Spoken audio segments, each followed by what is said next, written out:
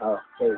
So naman po, bago namin menu ay chicharon ala chocolate. Ayan po, tingnan po, chicharon binabad ng rasuga.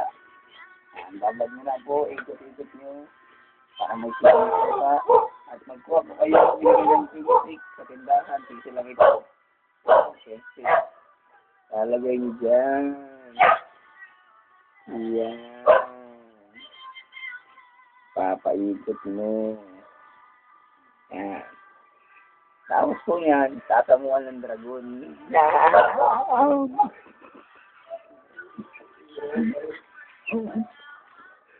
Upang pamangwa ako.